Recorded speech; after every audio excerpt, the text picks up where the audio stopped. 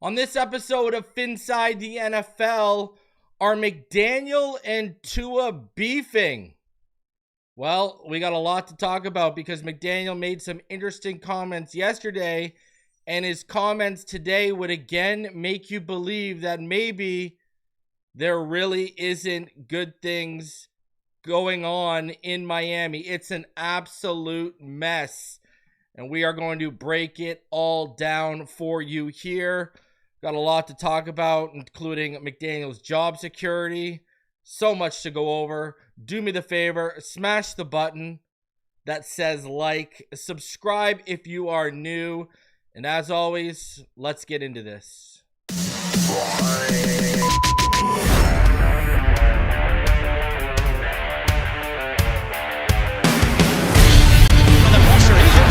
Loses the football. Touchdown! Got it! You have got to be kidding me. Jaelan Waller has a Dolphin touchdown. And he will score.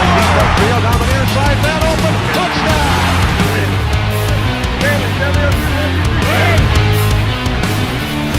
The run from Tua Tagovailoa.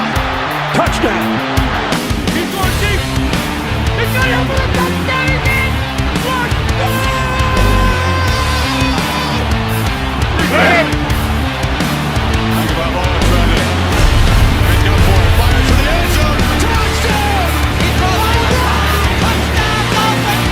Beautiful day to be a Dolphin fan.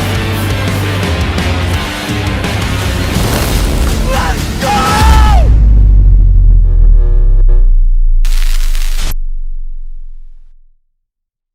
What is good, Fin Nation? What's good? It's your boy Reason. We're back here for another one. I need you to all do me the biggest favor in the world. As you come through, smash that like button as hard as you can. Let's get those likes up. Let's get it going right now, especially given how this all started off today. So we got a lot to discuss today regarding the Miami Dolphins and everything going on in Miami, because it is an utter mess right now. And I've been saying it, at least I got the Blue Jays. You know, let's put this into perspective for a second here. I'm already on record saying went and got that A-Chan rivalry jersey, so I didn't have to wear my Tua jersey this year, okay? That's number one. Number two, I've been doing this channel since March 2020, okay? We've been here with y'all. We ain't going anywhere. But this is the first time I've ever worn a non-Miami Dolphins hat on stream with every one of you guys. That tells you where we are at right now. That tells you where we are at right now, okay?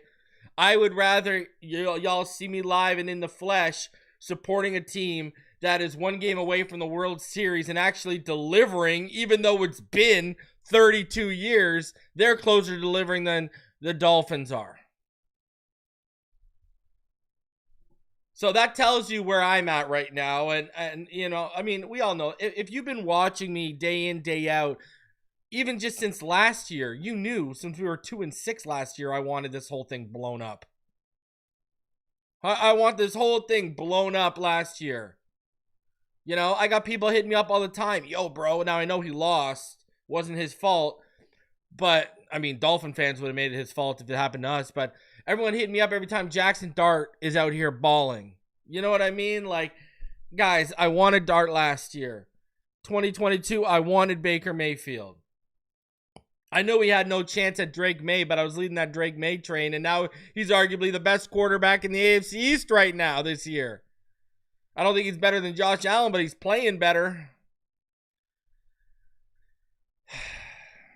And here we are.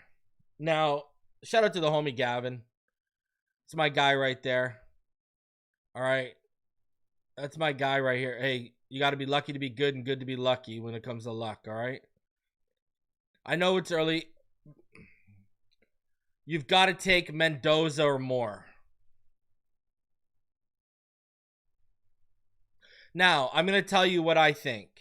I think, you know, I had Dolphin fans in my chat, in my threads last week, because I said PFF put out a mock draft when we had the number 4 overall pick and they had us taking Dante Moore. I said, this would be a home run pick for the Miami Dolphins. And I still believe that. Listen, these people who says Dante Moore is trash? Did y'all just see what he did to Rutgers? Did y'all just see what that man did to Rutgers? Okay. Listen, when you are against lesser competition, you gotta let it be known that you are the best player on the field. Dante Moore is Jaden Daniels light right now. I'll tell you right now, take your pick. I think Dante Moore is Jaden Daniels light, and I think Fernando Mendoza is Ben Roethlisberger light.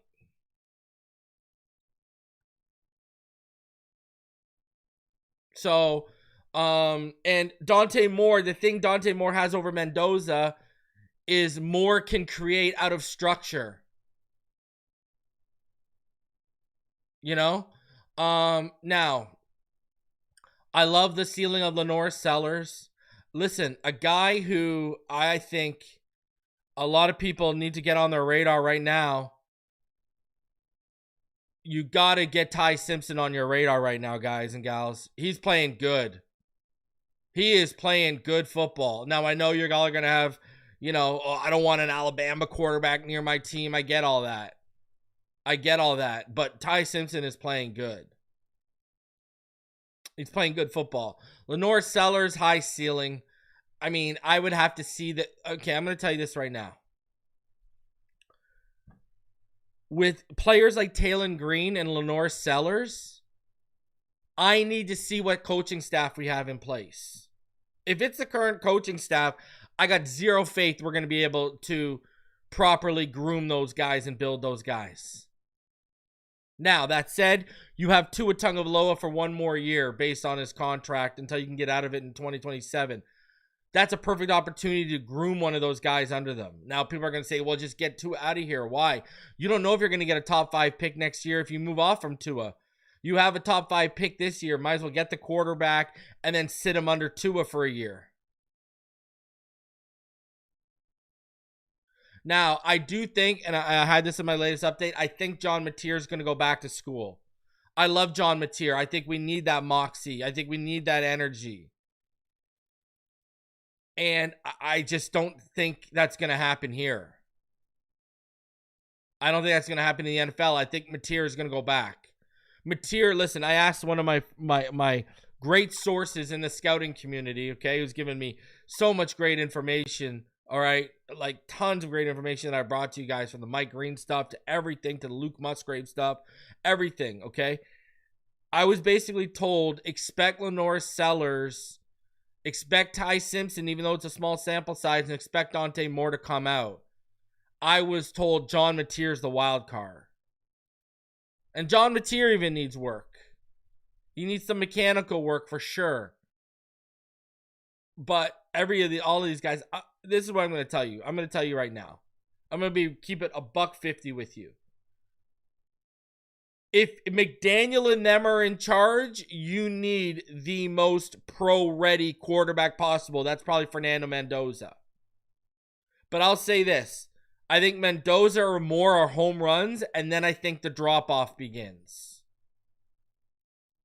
Lenore Sellers, if he develops as a passer, is a grand slam, never mind a home run, but that's a big if. He needs a lot of work. I think Sellers should be going back for another year. I really do. And then next year you got guys like Julian Sayin coming out.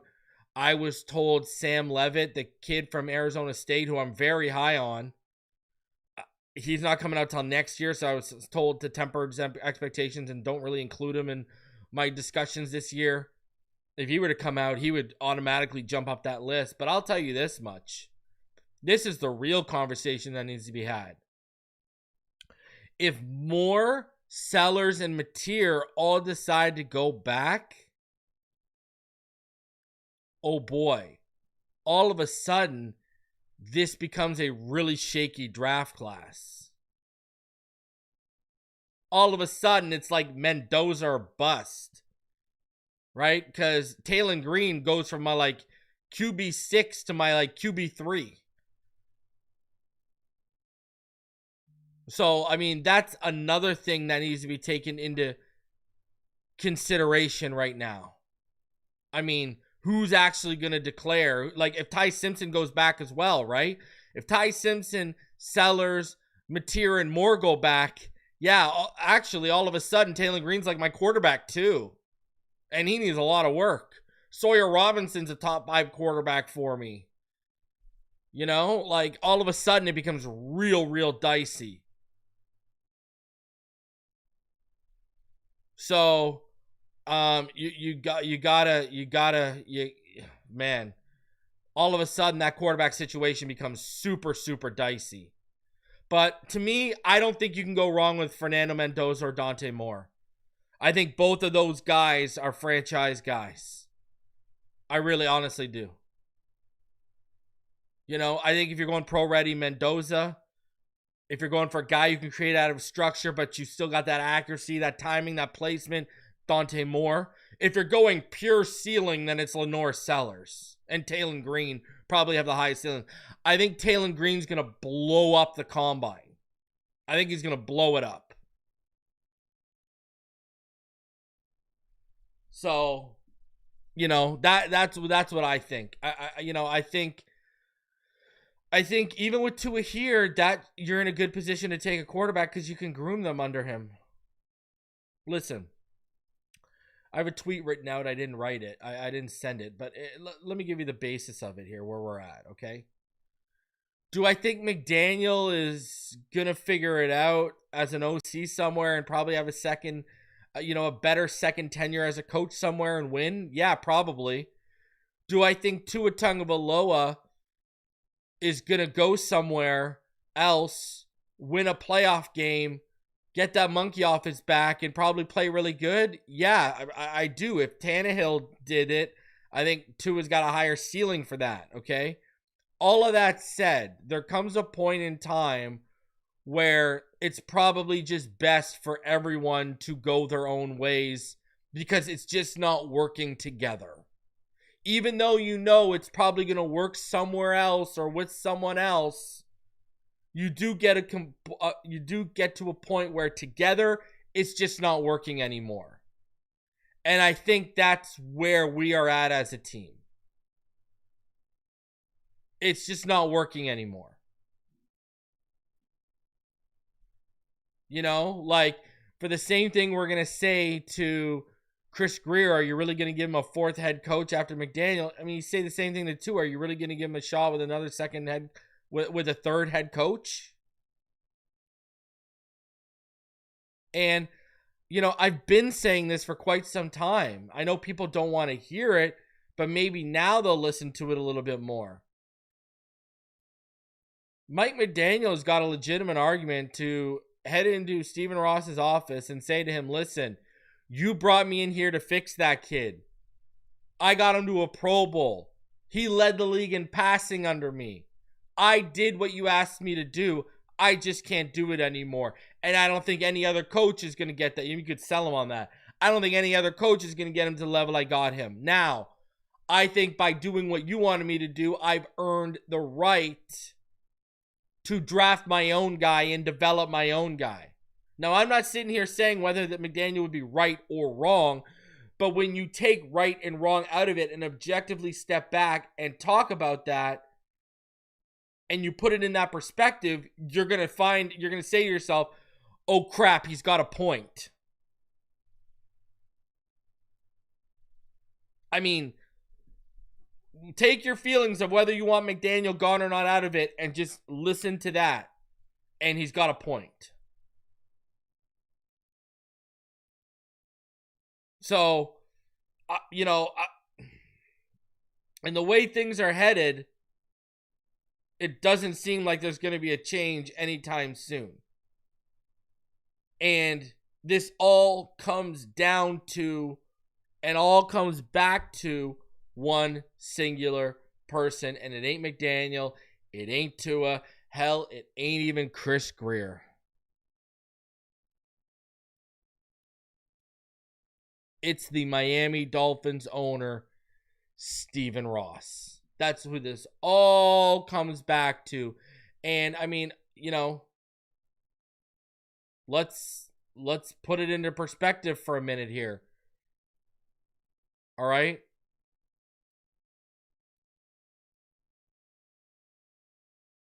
He's a problem. He can't figure it out. That's just where we're at. And he can't put the right people in charge to figure it out from a football mind perspective. And so therefore, where we're at, my jabroni of the week is Stephen Ross. I mean, how long are we going to sit here and allow this to continue, to allow this to happen? You know, you can sit here and say the quarterback, he's incompetent right now. You can sit here and say the coach is incompetent right now. You can sit here and say the GM is incompetent right now. But who else are you going to say is incompetent? Is the owner, and it all starts there. I'm going to keep hammering this. When we were 2-6 last year, hell, when we were 2-4, I said, you got to move off McDaniel. You got to get rid of this. Tyreek quits on the team. You doubled down on this regime, Stephen Ross. Week 1 happens. We get blown out by the Colts. But hey, the Colts have turned out to be a good team, so you've hung your hat on that. Well, guess what? Newsflash. You just got blown out by the Cleveland Browns, and they're not a good team.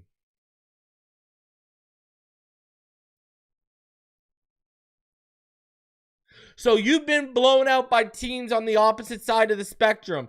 You've been blown out a team that ended up being a good team. You've been blown out by a team that's bottom of the barrel. Dumb. And now we're at the point where, what is the point in firing Ross? What is the point in firing Greer? You might as well just keep letting the tank ride out. You might as well go after that number 1 pick at this point. But us, the fans, deserve better. We've had to sit through this garbage. You made no changes to the GM or the head coach or the coaching staff, significant ones to the coaching staff in the offseason. You made no significant upgrades to the roster. You literally were as status quo as possible. And we expected better results. And you know what? I fall victim to that. I had this team winning 12 games because you know why? Based on the talent of this roster, the fact we are 1-6 is a damn joke. This roster is far too talented, and we say it almost every week, to be in the position they are in. But the people steering the ship, from the incompetent owner, from the incompetent GM, from the incompetent head coach, to the quarterback who can't get it done in week 2 and week 3 when we need him against the Patriots and the Bills, to absolutely playing arguably his worst game as a professional, and then last week, and then absolutely being awful in week 1. I mean, 4 out of 7 weeks, 2 has been pretty much, whether it's been in the last few drives or the full game, a mitigated SHIT show. And you've allowed it to continue, Steven. You've allowed it to go on. I got to read reports of Stephen Ross not happy walking with Tom Garfinkel down the tunnel. Okay, that's great. He's not happy, but what's he doing about it? Is this guy a masochist? What is he doing about it? He ain't doing nothing. If you're not happy in life, in friendships, in relationships, whatever, do something about it. In life, get a better job, change your routine, whatever the case may be, is find a hobby, do whatever will find you happiness. Friendships and relationships, if you're not happy, make a plan to fix it or move on. We're already into the plan, your plan to fix it, Ross, and it ain't working. And now are we getting to the point where we got coaches that just won't even try Jonah at the right side because they want to be stubborn and won't admit they're wrong? Are we getting the same point with the owner? He's just stubborn and won't admit that he made the wrong choice by running it back with these people?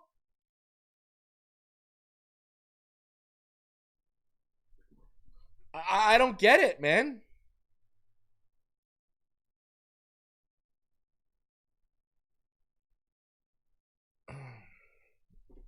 I mean, you could have said to Mike, hey, Mike, I'm not firing you, but get rid of Anthony Weaver because that defense is absolutely horrendous.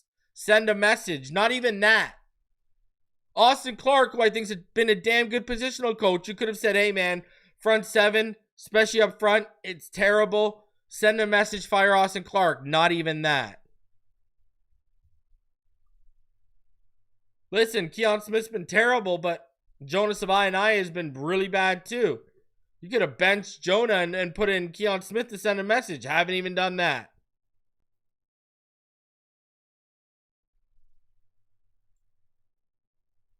You're not going to hold anyone accountable. I mean, what do we expect here?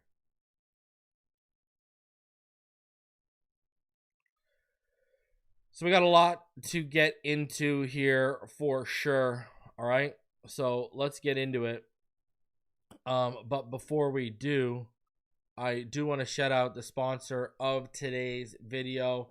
And that, of course, is Sleeper. Go ahead, go sign up for Sleeper. No deposit required right now. Just use my promo code Phinside, and you can get a free $20 to use right here, right now. I mean, if you think you know football, then try to turn your football knowledge into real money with the Sleeper app. All right, the ultimate fantasy sports app that can turn game day into payday. Just download the Sleeper app. Pick more or less on your favorite players with more stats than any other daily fantasy app. Just choose 2 or more of your favorite players from pregame or live. Pick more or less from the predicted stats, and you could win up to 1,000 times your money if your picks win. Again, use promo code Phinside, and you'll get up to $100 match on your first deposit. But guess what? Go use that promo code. You don't even got to make a deposit, and you'll get a free $20 entry. So shout out to Sleeper for sponsoring the video. So let's talk about the quarterback situation in Miami right now, because there is a lot to unpack here for sure. All right? A lot to unpack here. A lot to unpack here. And there's a lot to unpack with Mike McDaniel and everything going on. All right? So before we do, though, I do want to give a quick update on Darren Waller. He left the game with a pec injury yesterday, and tests showed that Darren Waller has a strained pec and is not expected to require surgery per source. He is going to be considered week to week at this point. So there you go. Already injury bug setting in for a guy like Darren Waller. Not good. Not good at all.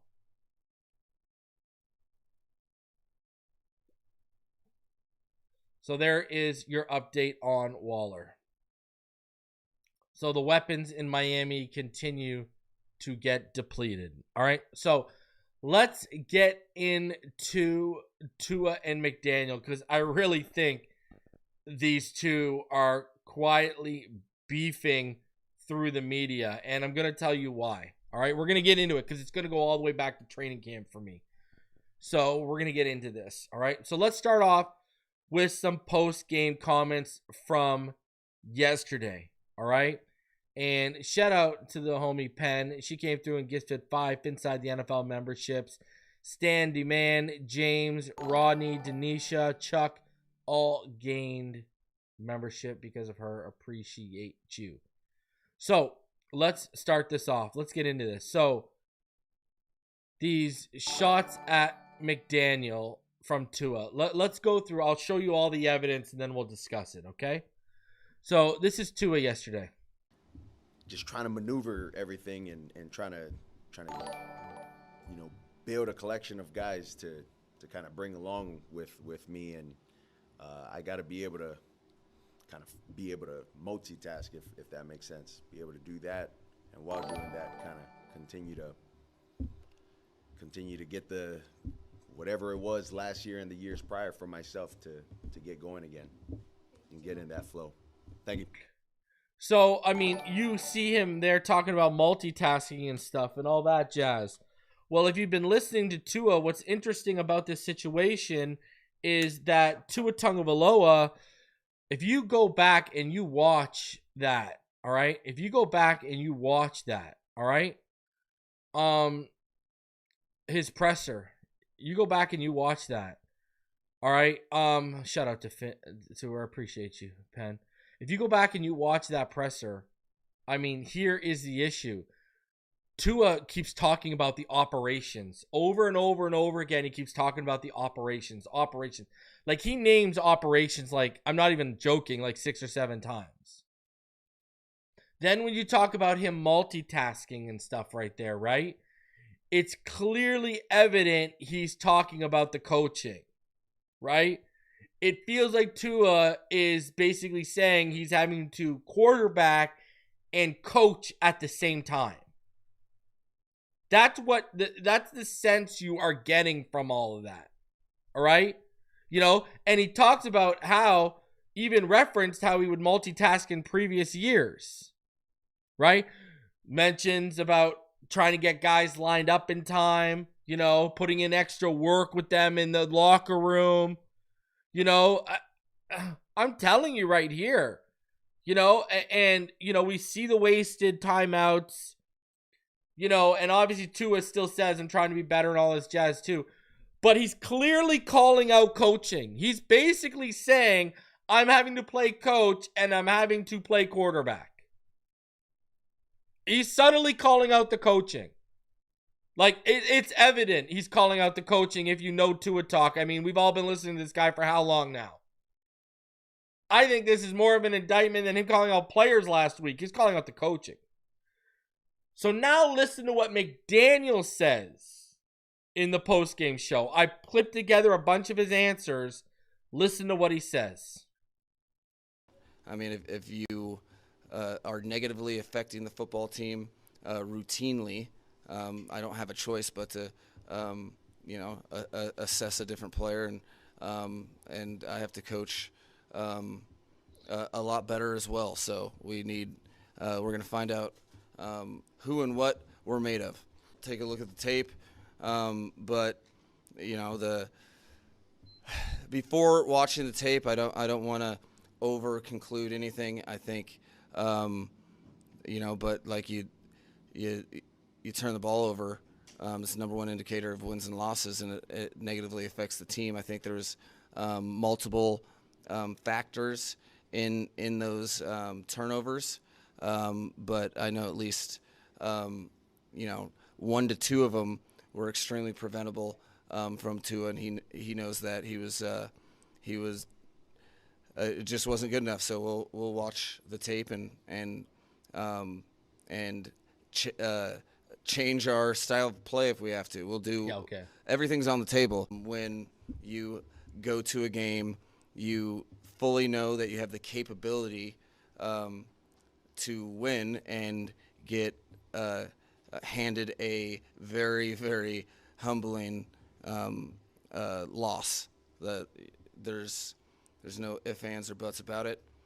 Guys need to be professionals. Guys need to step up to the plate. And every person, on our team, if you're saying it's not me, it's you. You know, that's what I told the team. That's what I have to subscribe to, and we will be diligent in our both our cleanup of this game and the opponent for next week, because you're just not going to win games. And our team, we say we want to win games, so we have to do the things necessary to win games. Until that happens, we will lose games. So I want you to recap here. He says he is going to be evaluating all options at all positions of those positions where players are negatively affecting the team and hurting the team. Then he goes on to say flat out, Tua's interceptions are hurting the team and negatively affecting the team. Like, literally, in one breath, one sentence, like he literally just basically called him out. And then when he said the comment about players saying, well, it's not me, well, then it's you. Now, I know Tua did take accountability, but he also did call out players in that from last week after last week's loss. I know he took accountability. We played the clip. I get that. But he also called out all the players that were being late. I mean, if this isn't subtly calling each other out after a loss in the media, I don't know what is. Like, this is crazy. And this is, it's funny. They tried to convince us that they were creating a new culture, but this is the culture they've created. And it all started with Chris Grier in the postseason press conference when Chris Grier sat there and called out Tua and said we would have won, basically paraphrasing, but this is what he basically said. Hard to win games, and we probably would have won more games if our quarterback was healthy. Right? Taking all the blame off the roster construction and Mike's ability to coach without Tua in the lineup. Taking all the blame off of that and putting it on the quarterback. And yeah, I do agree with him. We probably would have won more games, but the problem was, and we were seeing this, when Tua returned, those first six games he returned from the concussion, okay? He threw for over 1,600 yards. He threw what? 13 touchdowns, 14 touchdowns, and 1 interception. I'm pretty sure that's what it was. Let me give you the exact numbers here. Hold on. But you'll see where I'm going with this, okay? Yeah, okay. So he threw for 1,642 yards, 13 touchdowns, 1 interception, had a 77% completion percentage, had a 116.3 passer rating, but the Dolphins went 3-3 in that 6-game stretch. Tua Tagovailoa was lights out, and we still managed to just go 3-3. And this is when I was telling everyone, even when Tua was healthy last year, we have bigger problems on our hands than the quarterback. This is showing we've got bigger issues in the quarterback. The quarterback is producing right now, and we're 500. The quarterback over the first 9 weeks of the season puts up a top 9 EPA per play, per dropback against that Buffalo Bills team, and he was the only one of those 9 quarterbacks in the top 9 of EPA per play and per dropback over the first 9 weeks. Tua was the only quarterback to lose.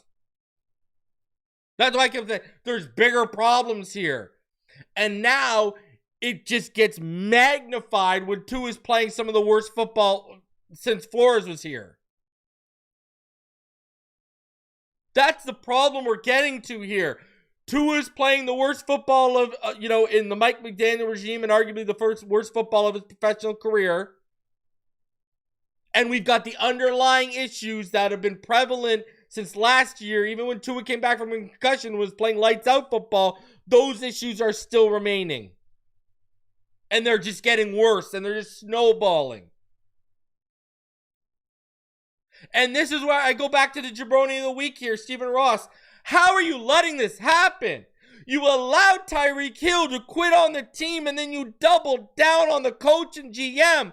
Now you have your coach and your quarterback quietly calling each other out. Well, not quietly, but subtly calling each other out in the media. And you're just sitting back, dum-da-dum-dum-dum. Bro, this guy is Oliver Twist. Please, sir, can I have some more? Like, that is what Stephen Ross is. Please, sir, can I have some more when it comes to losing? And when it comes to allowing this mess and nonsense to happen. And he's no better.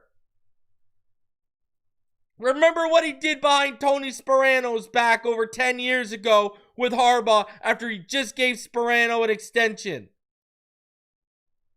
The guy who's been creating his own messes too since Sparano was here. Bill Parcells wanted nothing to do with Stephen Ross, said this guy's an idiot. This guy will never get the right football minds in place, and said, sayonara, I'm out of this mess. And I've said this before, and I'll say it again. Parcells was right. And we talk about draft picks, and I sit here and tell you all, bro, I think Mendoza and Moore are franchise quarterbacks. The problem is, in this franchise, they'll get ruined. I don't care if you're Fernando Mendoza. I don't care if you're Dante Moore. I don't care if you're Lenore Sellers. I don't care if you're John Mateer. I don't care if you're Ty Simpson. I don't care if you're Jesus Christ. You can't fix this mess right now. And you aren't going to be the savior to this mess right now.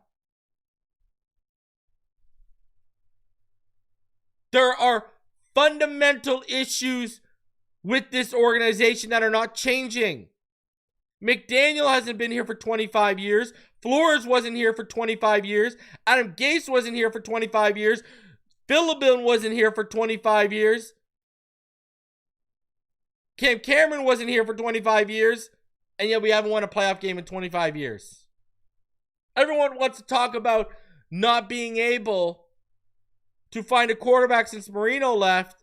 Never mind that. We can't find an owner since Huizenga left. And we can't find a coach since Shula left. And I've talked about this. You look at the Ravens. You look at the Steelers. You watch how these teams draft, right? You know, the way they draft the trenches. Fatanu, Mason McCormick, Zach Frazier. Look at what these guys are doing. Like, I mean, we're getting 3 or 4, in offensive line picks in a draft for the Steelers a year after they take Broderick Jones, a left tackle. You look at how these teams have been running the football for 20 years. You look at how these teams don't have massive head turnover at head coach. Same with the Packers. Why? Because these organizations have been good for 25 plus years and they have an identity. And they've continued to build off that identity. They use their blueprint of how they built their identity to continue to build through the drafts and through free agency. While we haven't had an identity since Shula and Marino left. And even the identity we had in the 90s when Shula and Marino was here, was it better than what you're seeing right now? Because we didn't win shit. That's the problem. These stable teams, which ironically are in like the AFC North, which is a cold weather conference, division, which is a cold weather division, which helps these teams. This is why I say your next head coach needs to be from a cold weather team. They need to know what it takes to win in December and January. Running the football, etc., building the trenches out on both sides, etc., etc.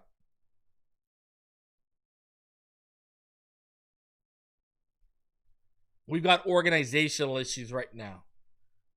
And we've got the wrong guy running the operation in Stephen Ross. And I don't see them getting fixed anytime soon. Now, we aren't even done there. Who saw what Mike McDaniel said today? I'm going to play this quick clip. I couldn't believe my ears. These two are definitely beefing. I don't care what anyone tells me. Because here's McDaniel now taking a jab at Tua. Tua becoming the butt end of the joke. And I'm going to tell you where we're going with this. Let's get into it. Check this out. This is Mike McDaniel when asked about if Tua's going to start this week. Listen to his answer. Barring injury. Yeah, he's going to take the snaps this week, and he's going to be our starter this week. And my expectation is that we don't throw 10 picks. This man just said his expectation is we don't throw 10 picks. This man, are you kidding me? And he didn't even laugh after it. He didn't even smile. This man said this with a straight face. Holy shit balls. If that is not them, am I wrong that they're beefing? Let's be real here. This is clear. This is evident stuff now.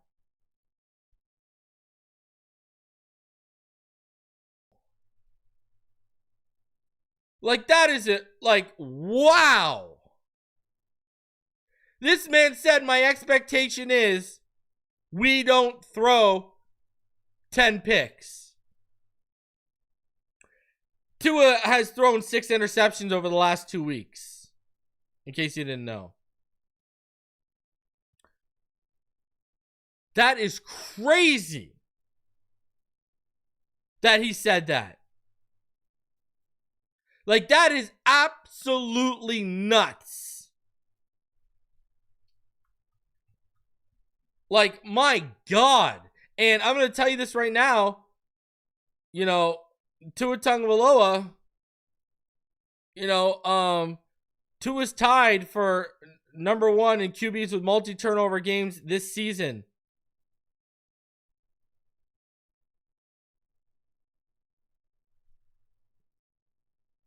Like, that's not good. That was Tua's 6th career game with 3 interceptions. 9th career game with at least 3 turnovers. Like, wow.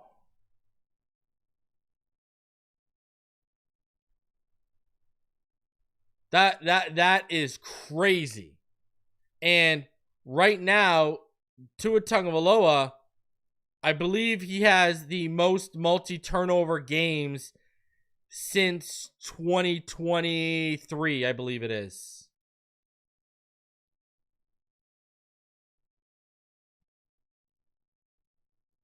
Like, that's, oh man. And now, and I'm going to tell you this. This is where I see this is going. Oh, sorry, since 2022. Tua Tagovailoa has the most multi-turnover games since 2022. I apologize, not 2023. Well, it still would be 2023, but it's actually 2022. I'm going to tell you right now what's happening. I'm going to tell you right now. Tua's being set up to be the fall guy for McDaniel. And I'm not here to say whether that's right or wrong. I'm just telling you my opinion and my observation. I'm not telling you where it's right or wrong. It feels like he is being set up to be McDaniel's fall guy for what I said earlier in this show.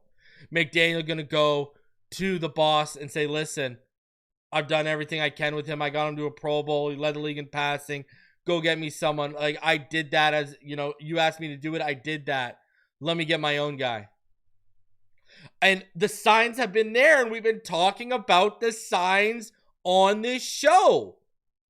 What has been happening? You've seen Jeremy Fowler, Tom Pelissero mention in passing, well, Mike McDaniel has had to scheme and game plan with a limited quarterback, and not limited like what you guys will try to spin about arm strength and stuff. No, they've been saying because he can't take a hit. That's been their whole narrative, right? Mike McDaniel has been trying to game plan and basically scheme around a quarterback who can't take hits. That's what they basically said. And that's what you can see, it's being set up. You can see that Mike McDaniel and his PR team are at work. And I think there's going to be, I've already told you there's a legitimate argument for Mike McDaniel to stay.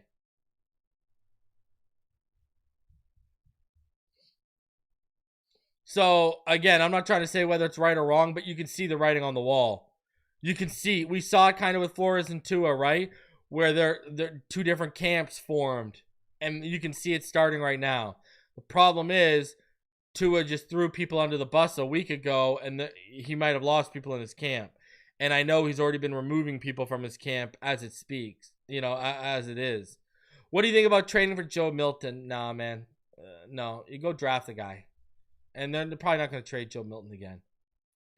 But I do think this is where we're headed. I think McDaniel, who was one of the guys pushing for Tyreek to get paid, was pushing for Tua to get paid internally, he realized he messed up and he's jumping off the ship as quickly as possible. I think it's absolutely crazy that this is what's happening right now.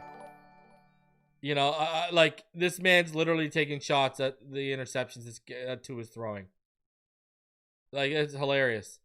Man, if they let Mike McDaniel stay, we will be on a merry-go-round even longer after he leaves. Well, let's get into that then, shall we, D-Hugga? Because I got a lot to talk about in terms of Mike McDaniel's job security. All right? So, let's go over it. So, this is what Ian Rappaport had to say about Mike McDaniel's job. Mike McDaniel said it. They really need to figure out who they are and really find out what they are made of. The problem is the record's rough and the spotlight is very firmly on the Miami Dolphins right now. And there's been several reasons why. First of all, some high-profile losses can put a coach, put a team into crosshairs. Plus, last week we had the controversy with starting quarterback Tua Tagovailoa calling out some of his teammates for late arrivals to players-only film sessions or something like that, and then going back, walking back his comments, kind of more firmly put eyeballs on the Miami Dolphins, making sure everyone took notice of who they are, how they play, and how they respond.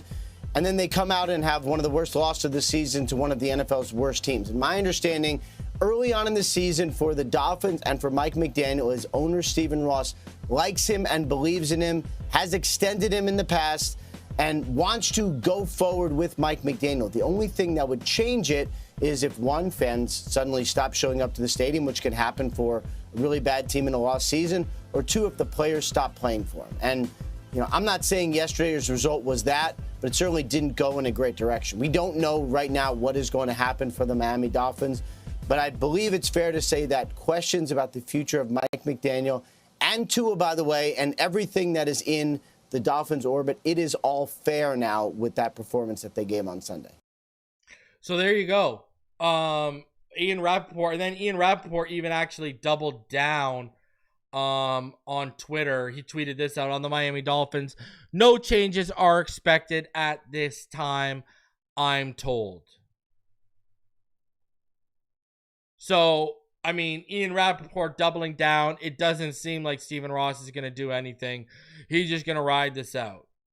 And, guys, there was an answer in there if you're listening closely. Ian Rappaport told all of you that fans can impact this decision. Now, I would sit here and I think you could push back on that a little bit. Fans have been paying for banners to fly over Hard Rock, and these guys are still employed even when they keep losing.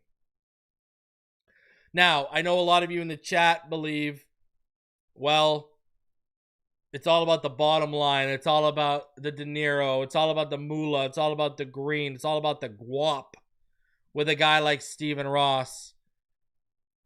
I know I had to buy the rivalry jersey, but I ain't going to be buying very much. There's 2 hats I want, but that's because I'm a hat freak. But I'm not going to be spending. Now I am coming down in December to the Bengals game, but that's because that's been planned since the season started. But, if you guys are going to affect the bottom line, don't go to the games. Now, even Rappaport mentions if the players stop playing. I don't know what that was yesterday. That sure didn't look like a bunch of guys were motivated. The quarterback looks checked out, right? The players on defense have looked checked out. I don't know what that was yesterday, but the players have clearly, they don't believe. The players are skipping player-led meetings. What more evidence does Stephen Ross need that guys aren't all in?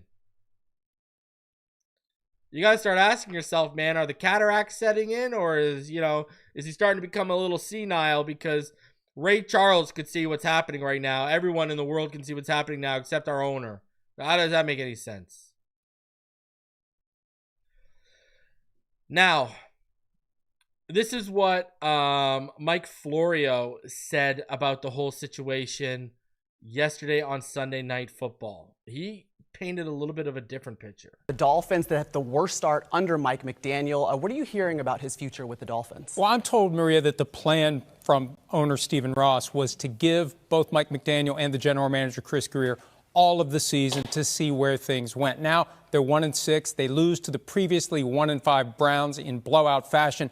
That timetable could change, and it could change quickly. Stephen Ross has owned the team since 2009. He's fired 4 coaches, 2 of them during the season. After the game, Mike McDaniel said he refuses to think about his job, but it's something that everyone is going to be thinking about, especially into tomorrow. One last note, whoever the coach is next year, Tua Tagovailoa has $54 million fully guaranteed, so that's going to have to be dealt with. Yeah, and Tua right now, 1 touchdown, 6 interceptions over the last 6 games.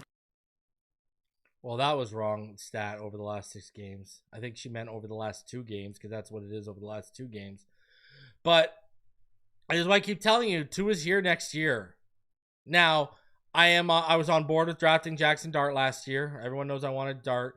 I'm on board with drafting a quarterback this year, because how many chances are you going to get out of top 5 pick? And, I mean, all the people that are like, well, let's build the offensive line. Okay, that's cool. Let's build everything out. That's great. I agree with that.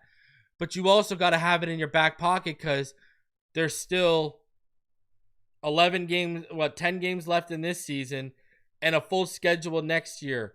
Do we really think Tua Tagovailoa is going to stay healthy over the next 27 games? The 10 remaining this year and the 17 guaranteed next year? Y'all really think Tua is going to stay healthy for 27 games? God bless your heart if you do. But history has told us that he won't. So you might as well go get, and then what if things do get better, but we're mediocre still next year? We're a 9-7 team. You're not going to get a chance at a top 5 pick. You're going to have to trade a bunch of assets to go get a quarterback. So you might as well take it this year. Now, if they don't go quarterback, I've already made it obvious for, 2 months now. Give me Francis Moigoa or Spencer Fano. Give me the stud right tackle, the bookend right tackle to pair with Patrick Paul, and get Austin Jackson out of here. I've already made that known. But basically where I'm at, give me one of those 2 right tackles, give me Mendoza, or give me Moore. One of those 4 guys, and we're going. Now, I'm down for Sellers, but I think you should trade back. I don't think Sellers should be picked in the top 5 based on the development he still has to his game. Now, based on if you're going off ceiling, then yes, Lenore Sellers is in talks for the number 1 pick of this draft with his ceiling. Well, you got to get there with good coaching. Man, I wanted Baker too, man. I'm a big Baker guy. Everyone knows I love me some Baker Mayfield. Imagine if we had Baker Mayfield right now, we'd be so good. We'd be good. Now, Adam Schefter discussed Miami's situation on Pat McAfee. This is what Schefter had to say, and he also ended up being right about the quarterback situation. Listen to what he said. The Dolphins head coach Mike McDaniel met with reporters. A lot of people thought at this time of the day, today, Mike McDaniel no longer would be the head coach, but the front office, the ownership, is not planning any changes anytime soon regarding Mike McDaniel, who said today that Tua Tagovailoa continues to be his quarterback. So all the people in South Florida waiting for some kind of change, waiting for some kind of update, for the time being, it's status quo in Miami as the Dolphins begin preparations for their next game in Atlanta. Doesn't expect any changes anytime soon. There you go. Right in front of you. Doesn't expect any changes anytime soon.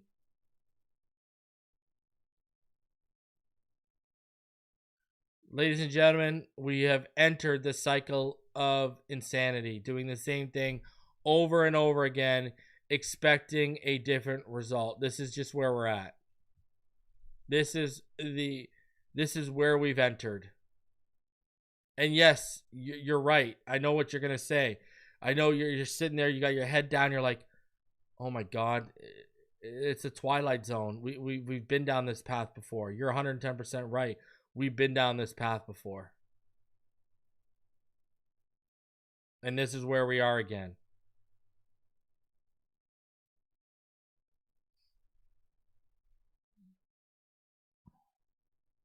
Now, on the trade front, Jordan Schultz says sources with the Dolphins sitting at 1-6. Teams around the league are keeping a close eye on their pass rushers ahead of the trade deadline, including Bradley Chubb, who has no guaranteed money after the season, Jaelan Phillips, and Matthew Judon, who was a surprise inactive on Sunday. So Diane Rossini from The Athletic also said this weekend that the Dolphins were fielding calls on Bradley Chubb as well as Jaelan Phillips. Tony Pauline put out a report that the Seahawks would be interested in trading Tariq Woolen for Devon Achane, but Devon Achane's a much better player than Tariq Woolen is right now. I wouldn't even have that conversation. Achane ain't getting traded. Waddle ain't getting traded. It's always probably been the pass rushers. And Judon being inactive makes me wonder if they are really talking and taking offers on Matthew Judon right now. So very, very interesting developments. Very interesting developments. So it does look like we are going to move off one of these pass rushers. Honestly, I'd trade Bradley Chubb and Matthew Judon. My thing would go Judon, Chubb, Phillips if you want the order of how I'd trade them. Jaelan Phillips, though, the conundrum will be that's probably going to be the guy you can get the most out of. I mean, what are you going to get for Judon? A 6th or 7th?